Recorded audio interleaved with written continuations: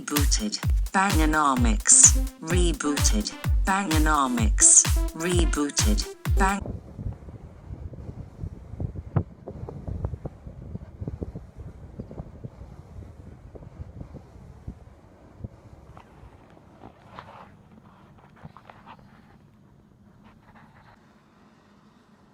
And welcome everybody to another Bangertorial with me, James Ruppert, where we're sort of reconsidering electricity cars. I've just been listening to a politician who actually might well have convinced me that I've been wrong about this all along, and maybe we should reconsider how we think about it all. Just on the issue of gas prices, after waiting for a long time to have enough chips in this country to finally get my electric vehicle, I got it and drove it from Michigan to here this last weekend and went by every single gas station, and it didn't matter how high it was. And so I'm looking forward to the opportunity for us to move to vehicles that aren't going to be dependent on the whims of the oil companies and the international markets. So what do you think of that? That made a lot of sense, didn't it? Really, you don't have to worry about petrol anymore, and all you have to do is spend, some money on an electricity car, and you'll be fine.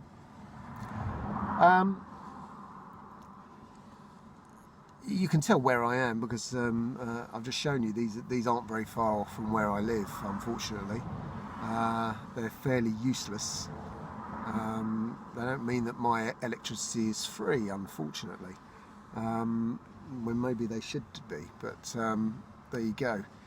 There's a lot of, what I can see, there's lots of diesel and petrol vehicles coming past me and working away. The people in charge of us, like that lady talking a little while ago, I think it's really easy, isn't it? It's really easy to switch from one way of doing things to another, but I think what's really clear is that there's, if you haven't spotted this agenda to stop us owning and driving cars, it's really obvious now, isn't it? Every single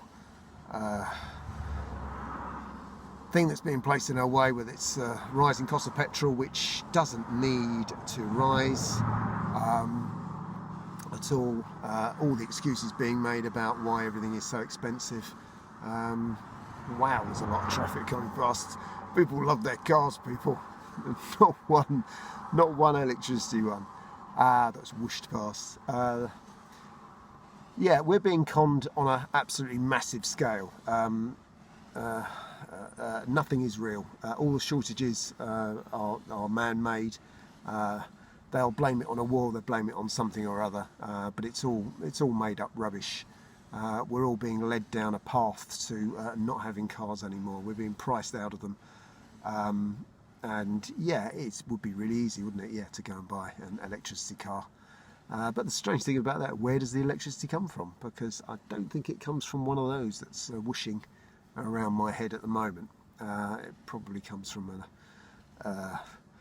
an oil-fired, gas-fired, coal-fired, if they still exist, power station. But that doesn't matter. We're running out of electricity. We won't be able to charge them all. So it's all a big con.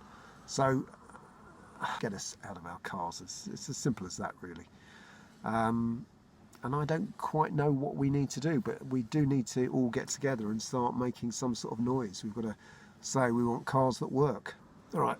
All I can see are people going about their daily business in cars, and they're all internal combustion.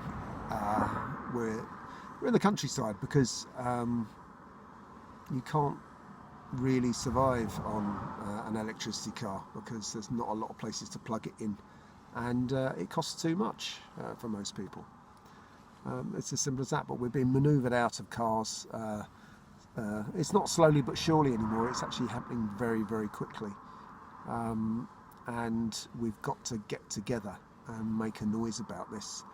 I don't know what good writing to an MP does, or even talking to an MP, because I don't think they have a clue.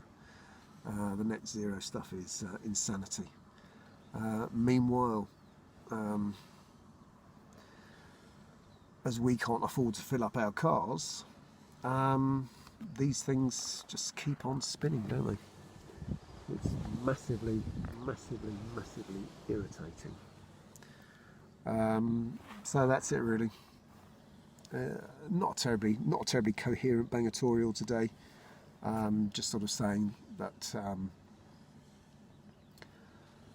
everything you hear about everything is lies. Also, was I'm in a very, very old. I'm actually in a very, very old car, which has electronic ignition from the Arc. It's one of the Jetronic ones from BMW, and actually that's all the electrics that you need, isn't it, in a car, so that you don't have to rely on points. Most of the time the start's okay. Can be a bit